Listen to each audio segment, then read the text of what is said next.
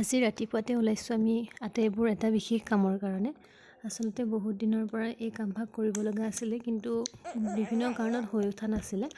সেইকাৰণে আজি চব মিলিছে আৰু সেইকাৰণে আমি এইবোৰ যাবলৈ ওলাইছোঁ তালৈ।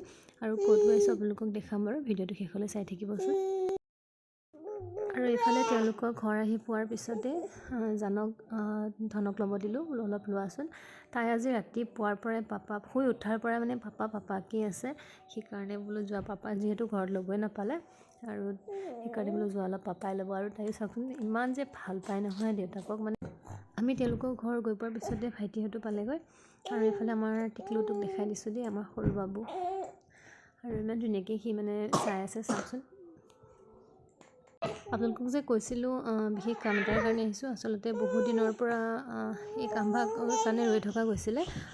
আচলতে আমি বিয়াৰ পিছত যিহেতু শৰণ ল'ব লাগে, আমাৰ সেই শৰণভাগ লোৱাই হোৱা নাছিলে। সেইকাৰণে আজি আহিলোঁ। আমি নাওকটাতে আছে, আমাৰ কোমৰাগুৰিৰ পৰা বেছি দূৰ নহয়, তাতে আমি গোঁসাই ঘৰ আছে, আৰু তালৈকে আমি আহিলোঁ শৰণ ল'বলৈ।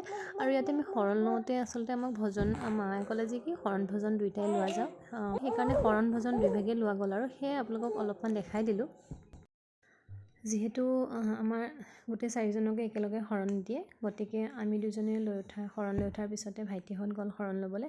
আৰু আনফালে মায়ে জানক অলপ খিচিৰি বনাই নিছিলোঁ, খিচিৰিকণ খুৱাই আছে। আৰু এইফালে মই বাবুক কোচত লৈছোঁ, সি যে একদম টোপনিত লালকাল হৈ আছে, মিচিক মিচাকৈ হাঁহিও আছে। আৰু গোঁসাই ঘৰতে আমি খোৱা বোৱা কৰি ঘৰলৈ আহিলোঁ। সেইখিনি দেখুৱাই নাথাকিলোঁ বাৰু, কিন্তু আজিৰ ভিডিঅ'টো ইমানতে সামৰিছোঁ। নতুন এটা ভিডিঅ'ত আকৌ লগ পাম।